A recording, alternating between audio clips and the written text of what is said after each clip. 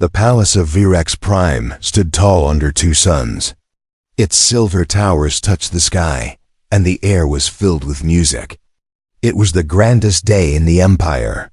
Princess Liara, daughter of the great General Kalira, was getting married to Lord Vale, a warrior of the High Council. People came from across the galaxy. They wore bright robes and carried gifts of gold and crystals. Inside the palace, servants rushed with flowers, and guards lined every hallway. It was a royal wedding, and nothing could go wrong. But Liara was not smiling. She sat alone in her chamber, wearing a dress made of living silk. Her eyes looked empty. Her hands trembled as she touched the edge of her veil. She was not happy. She was afraid. Kalira, her mother, stood behind her. The general looked calm, but her voice was cold. "You must be strong," Kalira said.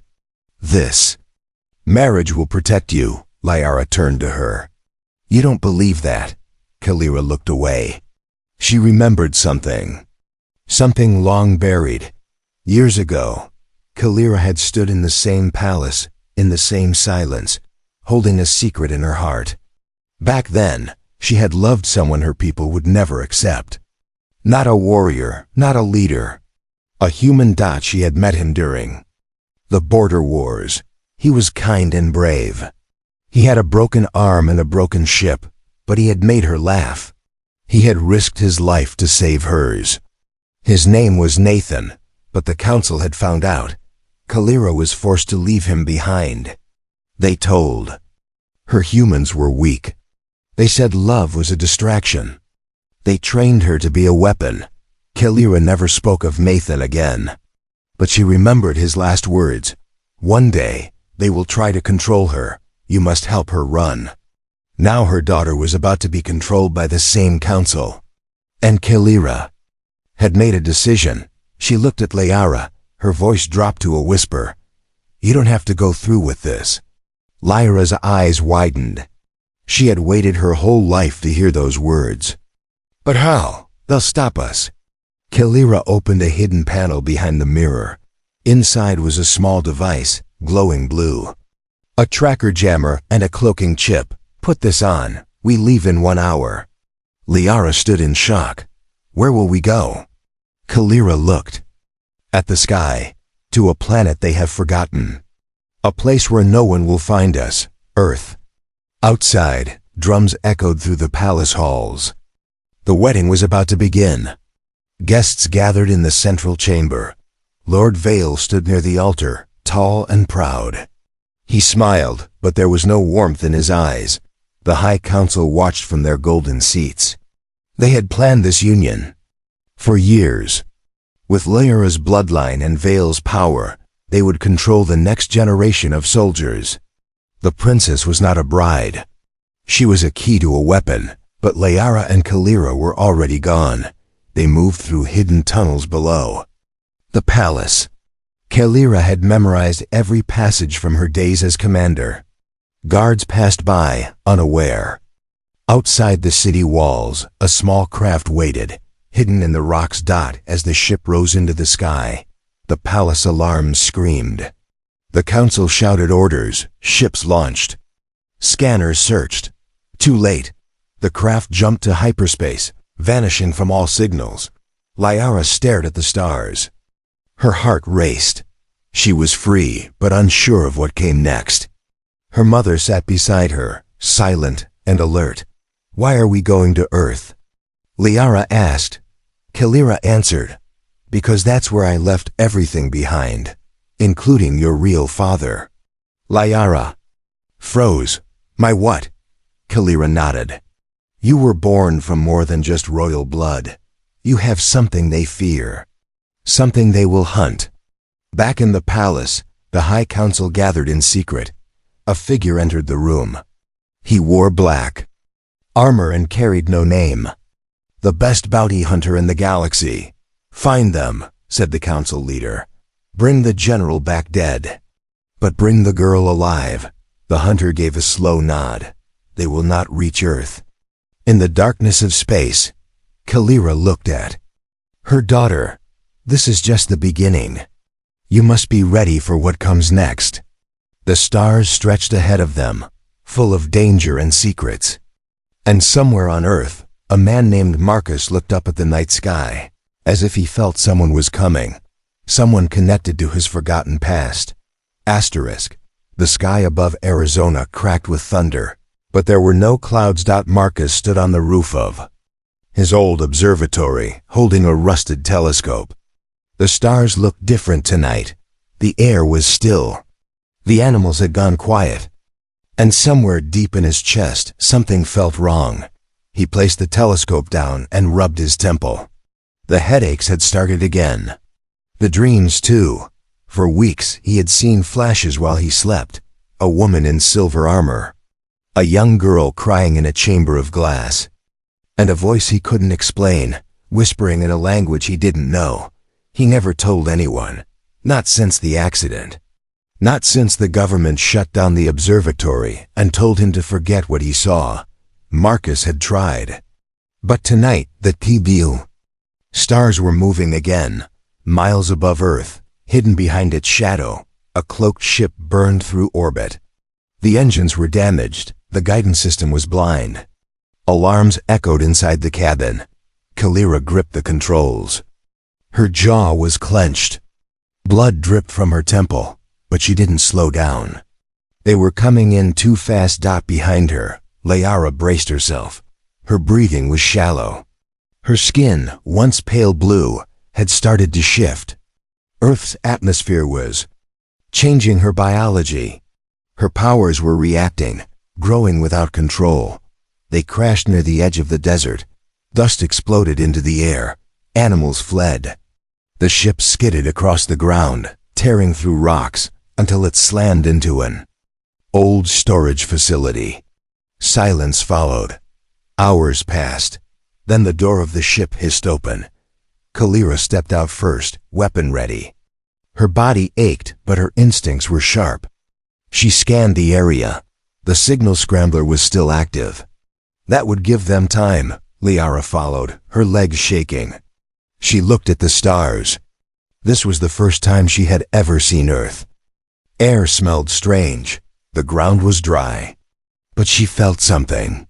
A pole dot in the distance. The observatory lights blinked. Marcus saw the crash from miles away. He grabbed his bag, took the old jeep, and drove into the night. He told himself he was just curious. But in his heart, he knew something had arrived. Something connected to the dreams. When he reached the crash site, he expected smoke. He expected chaos. What he saw instead was a woman aiming a strange weapon at his chest. Kalira didn't fire. She stared at Marcus. So did Liara. For a moment, no one moved. The wind blew dust across the broken ground. Then Kalira lowered the weapon. "You shouldn't be here," she said. Marcus blinked. "Neither should you." Kalira stepped closer. Her eyes searched his face. Her voice broke slightly. "What's your name?" He hesitated. Marcus Hale." Liara looked at her mother. "You know him?" Kalira didn't answer. She turned away. "We need shelter." Marcus looked between them. His heart pounded. But something deep inside told him to help. "I have a place," he said. "It's not far." Back at the observatory, Marcus gave them food, water, and blankets. He didn't ask too many questions. He knew better. But when he stepped outside to check the power grid, Liara followed him. "Do you always live alone?" she asked. Marcus nodded. "After a while, people stopped visiting. I guess I got used to it." Liara watched him. She could sense it. This man had something inside him. Something her mother wasn't telling her. Inside the observatory's basement, Kalira found an old box filled with research notes. The pages were yellow, but the handwriting was clear. It was Nathan's, her human lover from the past. He had been here. He had worked here. Kalira sat on the floor. Her hands trembled as she held a picture. It showed a young Nathan standing with a scientist. That scientist was Marcus's father. She looked closer at the photo. Nathan was holding something in his hand, a data crystal. And on the crystal was her symbol, the mark of their secret rebellion. Kalira realized something. Nathan never stopped fighting. He left clues. Outside, the sky pulsed with a red flash. Liara turned her head quickly. Her eyes narrowed. She saw a shadow on the hill. It was watching them, not a man. Not fully. The hunter had arrived. In a quiet part of the desert, a scorpion froze. The ground beneath it shook, not from thunder, not from machines. From something older. Something trained to move without a sound. The hunter had arrived. His ship didn't roar, didn't shine, didn't leave a trail. It cut through the sky like a shadow and landed without warning. Its hull wrapped in a cloaking field older than Earth's moon. He stepped out, tall and still. His armor was dark, smooth, and silent. His face was hidden behind a silver visor that reflected nothing. The hunter had no name, not anymore. Only numbers and one mission: find General Kalira. Return the daughter alive. Eliminate all witnesses. He crouched near the wreckage where Kalira and Liara had landed. He ran his fingers over the dirt, picked up a broken metal shard, and sniffed the air like a predator. Then he turned his head. No words were spoken. He had locked onto their scent, and they were close. Inside the observatory, Liara stood in front of a cracked mirror. Her skin was changing again. A faint glow moved beneath it. Her veins looked like silver lines. Earth's gravity was making her stronger, but it was also waking up something inside her that she didn't understand. Marcus walked in, holding a tray with food. "You okay?" Liara nodded. "I don't know who I am anymore." Marcus smiled gently. "You're not the only one." They sat down near the old telescope. The room smelled like dust and rain. In the corner, Kalira was fixing a handheld scanner, her movements quick and sharp, but her eyes kept drifting toward Marcus. Liara watched her. "Tell me the truth," she said. "Is he my father?" Kalira paused. "No, but he carries something from the one who was." Marcus looked confused. "What does that mean?" Kalira didn't answer. She pressed a button on the scanner. A soft ping echoed through the room, then another, then silence. Kalira stood slowly. Her voice dropped. "Something's here." A mile away, the hunter removed his visor. His skin was gray-blue, eyes black and narrow. He tapped a button on his wrist, and the cloaking field covered his body again. Now he looked human. But his voice was still cold when he spoke into his cums. "I have them." A signal was sent, not to the council, to someone else. That night, rain fell across the desert, soft, rare, and silent. Marcus walked the halls of the observatory, flashlight in hand.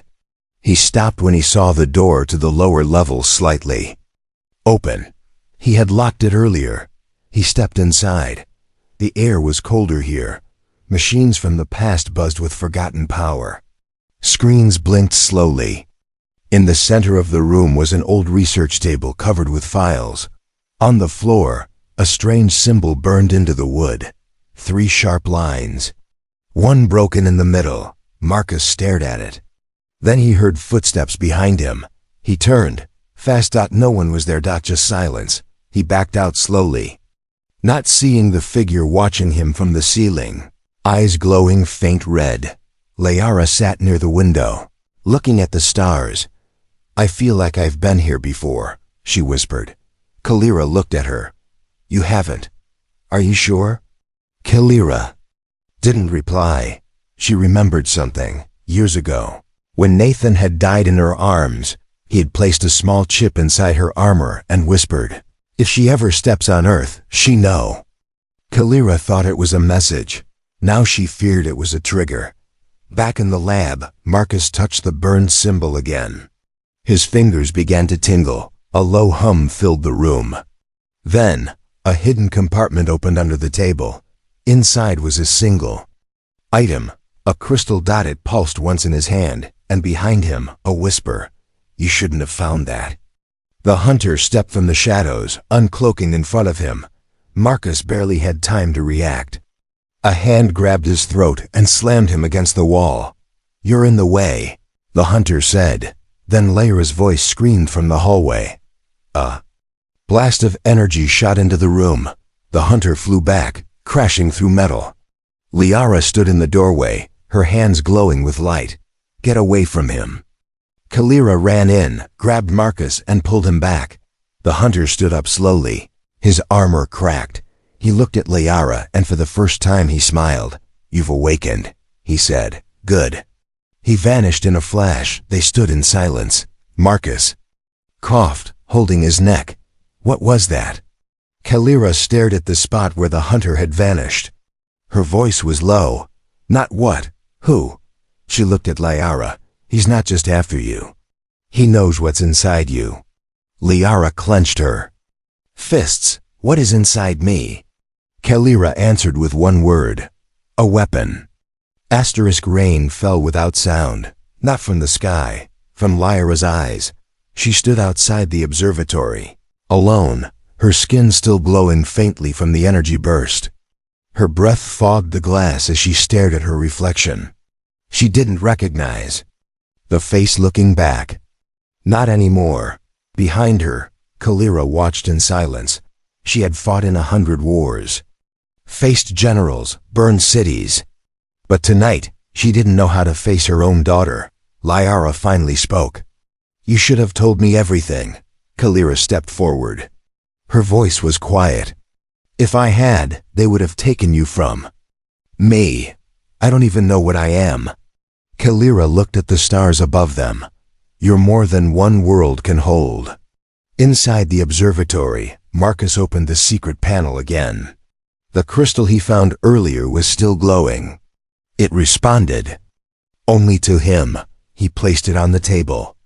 A soft hum filled the room. Then, a voice. "Nathan Hawley, Log 1. Marcus froze. It was his father's voice. "I have made contact with the alien known as Kalira. We have agreed to build something together. Not a weapon, a warning." Kalira heard the voice from outside.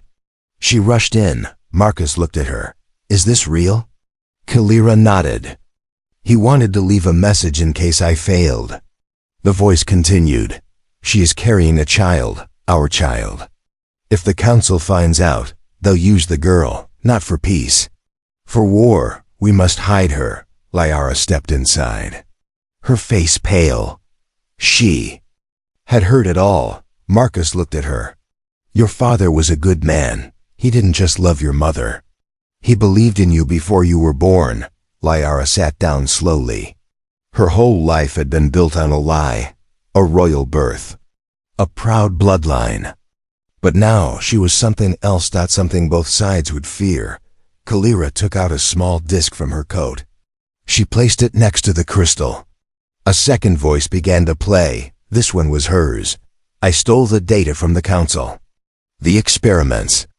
The plans, everything. Lyra's DNA was never meant to be pure. They designed her to survive Earth's atmosphere, to adapt, to absorb, to lead." Marcus looked stunned. "Lead what?" Kalira answered. "A rebellion. One they never wanted to succeed." The room went silent. Then Liara stood up. "No more running." That night, the stars above Earth flickered, but one didn't belong. The bounty hunter floated just outside Earth's orbit, inside a dark satellite hidden for years. He replayed the battle from earlier, the energy Liara used. The words Kalira said. Then, he opened a private link to a masked figure on the council. "She is changing faster than predicted." The figure spoke. "Can she be controlled?" The hunter hesitated. "Not by them, not by us." "Then destroy them all." Back on Earth, Liara walked into the lower chamber. Alone, she touched the crystal again. It responded. A panel opened, revealing an old metal ring with symbols glowing. Across it, Kalira rushed in, eyes wide. "Don't touch that. What is it?" Liara asked. Kalira looked at it with fear. "It's a memory vault, locked to your bloodline. Even I couldn't open it. Liara placed her hand on it. The room pulsed with blue light. She gasped. Flashes filled her mind, cities burning, people cheering, ships flying above Earth. She saw herself in different versions. As a hero, as a weapon, as a queen. And in each vision, Marcus was standing beside her. Not always the same face, but always him. She pulled her hand back, shaking. What was that? Marcus asked. Kalira whispered, a future that hasn't chosen. A path. Morning came. The observatory was quiet. Marcus brewed coffee. A small act of peace in a world full of unknowns. Liara stepped beside him. If you knew everything, would you still help us? Marcus smiled. I think I was always meant to. She looked at him closely. I saw you in the visions. I saw you in my dreams, he replied. Kalira entered the room. We don't have time for dreams. The hunter will return. And this time, he won't miss. She laid out a map. There's one place left. My old contact, a human who once fought with Nathan. He built the failsafe. Marcus leaned in. What kind of failsafe? Kalira looked at Liara. One that can shut down your powers before they're used against you. Liara didn't blink. I'm not shutting down anything. I'm going to use them. But not for war. For truth, Kalira frowned. Truth is dangerous. Liara nodded. So am I. High above them, in the black sky, the hunter powered up his ship. He had waited long enough. This time, he wasn't coming to capture. He was coming to end what should never have been born. The wind moved through the broken windows like a whisper. Not loud. Not angry. Just cold. Liara stood alone on the rooftop of the observatory. The desert stretched out in every direction, wide and empty. But her heart was full of noise, questions, doubts, warnings. She remembered the visions from the memory vault. In each future, she was powerful. In some, she was loved. In others, feared. But one truth stayed the same. She was always alone. Behind her, footsteps echoed on the metal stairs. Marcus climbed up, carrying a folded blanket and 2 cups of tea. He placed them down without speaking. For a while they just sat. Finally Liara spoke. Do you trust her? Marcus didn't answer at first. I want to. But I don't know if she trusts herself. Liara nodded slowly. Every time I ask her something, she gives me half a truth. Marcus looked at her. Maybe that's all she has left. Inside, Kalira stood in the dark lab, staring at the old photo of Nathan. Her fingers touched the glass. The man in the picture was smiling. So was she. That was before the war. Before the council took her child and replaced her future with orders and duty. She had given Liara everything she could. But she had also taken things, answers, choices, time. She heard the door open behind her. Liara stepped in. Calm, but firm. I need the whole truth now, not pieces. Kalira turned slowly. There are things you can't unlearn. Say them anyway. Kalira placed her hand on the vault again. When I escaped with you as a baby, I wasn't alone. There were others. A small team, human rebels. One of them took you when I was injured. For 2 days, I thought you were dead. Lyra's breath caught. What happened? They brought you back. But something had changed. Your energy signature was different. Stronger, not just alien. Not just human. Liara stepped back. So I'm not natural? Kalira hesitated. You are alive. You are mine. That's all I know for sure. At the same time, far away in an abandoned radio tower, the hunter met someone unexpected. A human. A woman in her late 50s. Gray streaks in her hair. Eyes sharp. General Kalira, she said with a smirk. Still running, I see. The hunter didn't speak. He handed her a chip. She plugged it into a small projector. A glowing map appeared, showing the location of the observatory. She raised an eyebrow. So they're hiding there. The hunter spoke one word. For now, she smiled. Let's bring this game to a proper end. Back at the observatory, Marcus sat at his father's old desk. He flipped through old notes, maps of stars, drawings of symbols, strange energy readings from years ago, all labeled Project Signal. At the bottom of the folder was a sealed letter, addressed to Marcus. His hands trembled as he opened it. If you're reading this, it means I failed, but it also means she's come back. Protect her, no matter what she becomes. Marcus closed the letter. His father had known about Lyra, maybe even before she was born. He looked at the ceiling. He wasn't just part of the story, he was always in it. Night fell again. Kalira checked the perimeter. The motion sensors were working. The signal jammer was holding. But her mind wasn't still. She remembered the council's last words to her. Before she left, "The girl is not yours, she is ours. She is a weapon, nothing more." Kalira had believed she could stop that fate. Now she wasn't sure.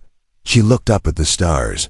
"I won't let you become their tool," she whispered, "even if it means losing you." Inside, Liara stood in front of the vault once more. She reached toward it again. Marcus stopped her. "Not tonight." She looked at him. "Why?" "Because you're not just unlocking memory. You're unlocking something buried. Something they feared. And maybe they were right to." Liara's voice shook. "So you think I'm dangerous?" He didn't answer directly. "I think you're standing between two worlds, and neither one deserves to own you." She stepped back. Her heart felt split. Between truth and lies. Between power and peace. Between the woman who raised her and the man who might save her. A heart divided. That night, the sky flashed with silent light. A new ship entered Earth's atmosphere. No alarms, no warnings. Inside it, the hunter stood with his silent partner. They were not coming to capture. They were coming to decide the future. And Liara was the prize. The moon turned red before the humans noticed. But Liara felt it. She stood barefoot in the sand outside the observatory, her eyes closed, her hands lifted. The wind didn't touch her. The ground seemed to hum beneath her feet. Something ancient had awakened, and it was inside her. Far above her, cloaked ships entered Earth's orbit, silent and invisible. They belonged to the Council. Each one carried soldiers, weapons, and orders. Recover the girl. Destroy the rest. Inside the lead ship, the hunter stood with his helmet off. His partner, the woman from Earth who once worked with Kalira, handed him a control device. "You were right," she said. "She's stronger here. If she bonds with Earth fully, she becomes more than they planned." The hunter said nothing. Turned to the screen. Lyra's face appeared. She was smiling. Back on the ground, Marcus woke up to the sound of static. The radios were screaming. He rushed into the main chamber. Kalira was already there, weapon in hand. The signal jammer was failing. Something had found them. Marcus looked outside. "We have minutes," Kalira nodded. "Then that's all we need." She turned to Lyara. "It's time to choose." Lyara didn't move. Kalira stepped closer. "You can run. Or you can rise." Lyara opened her eyes. They were no longer just blue. They were alive with energy. "I'm done running." Moments later, inside the observatory's underground chamber, Lyara stood inside the circle of alien symbols. Marcus placed the crystal into the center. The symbols lit up. The air turned thick. A voice echoed from the walls. Hybrid protocol initiated. Kalira stood guard by the door, listening to the ships above. She could feel them descending. The pressure in the air changed. The soldiers were coming.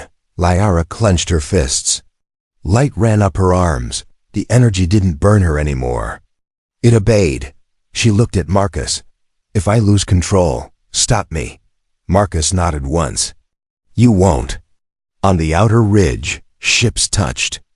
The Earth. Council warriors spread out in silence. Their armor was black. Their faces were covered. They didn't speak.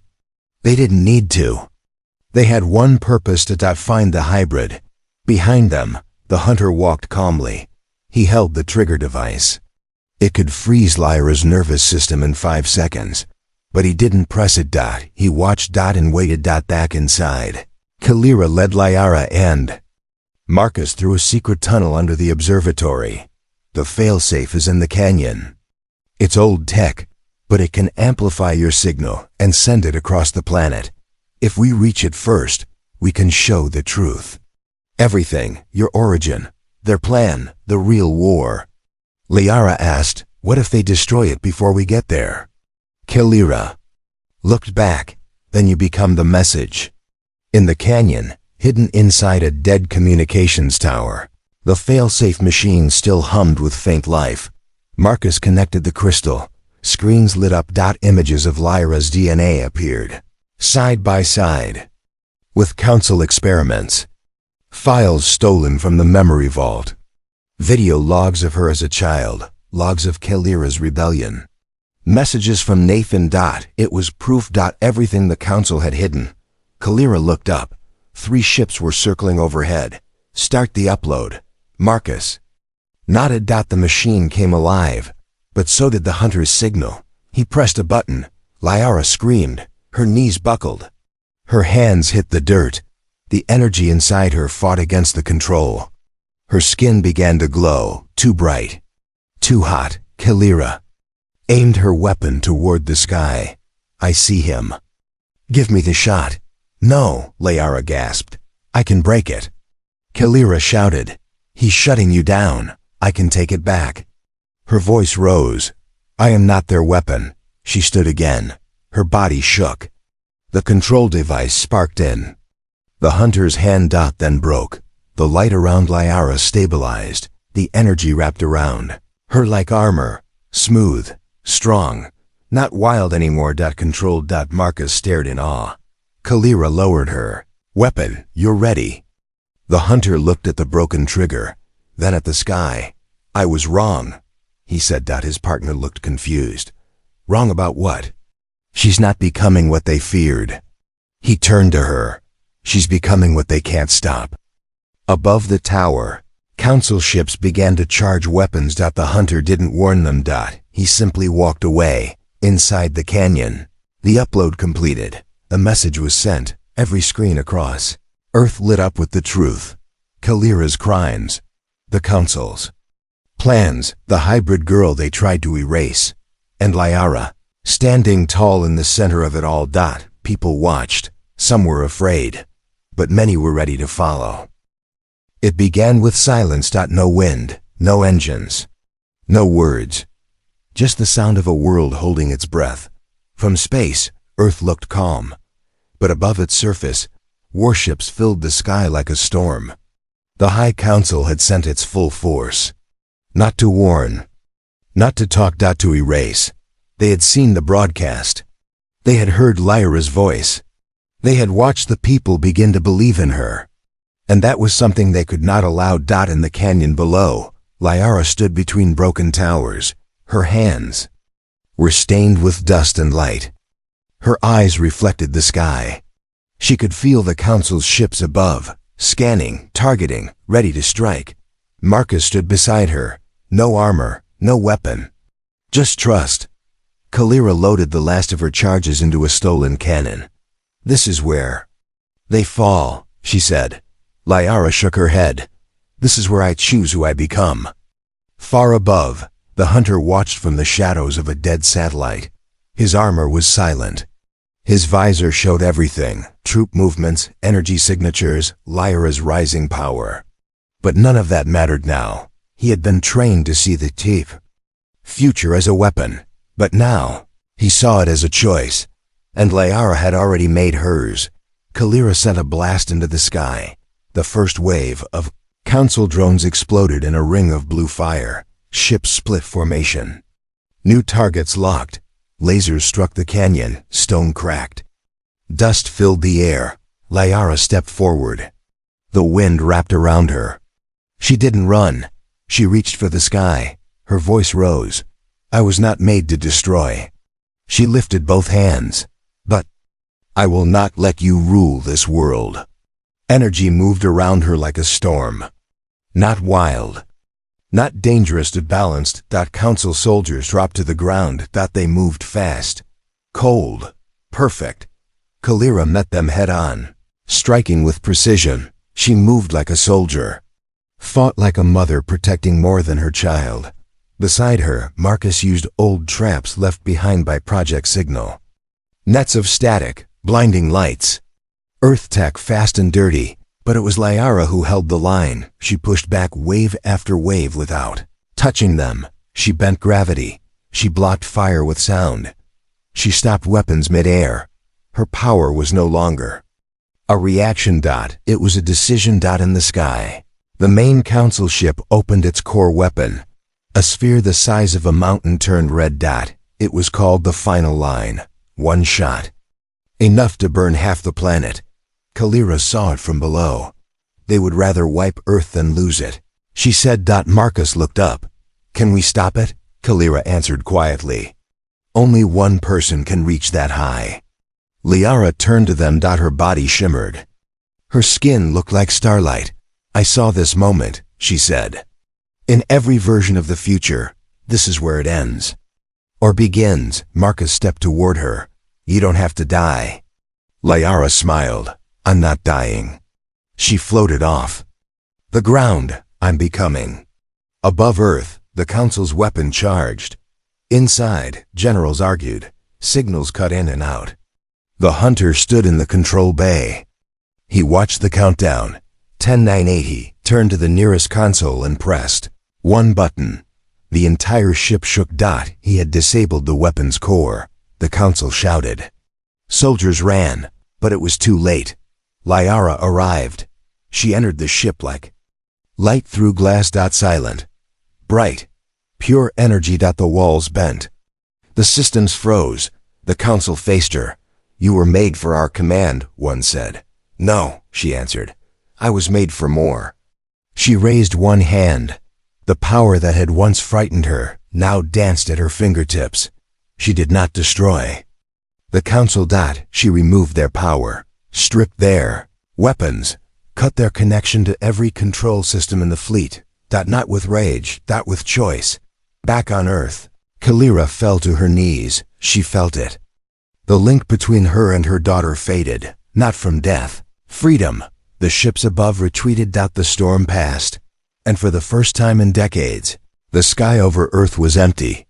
Weeks later, people rebuilt. The broadcast had reached beyond Earth. Other worlds had heard.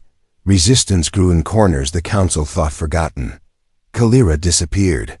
Some said she went underground.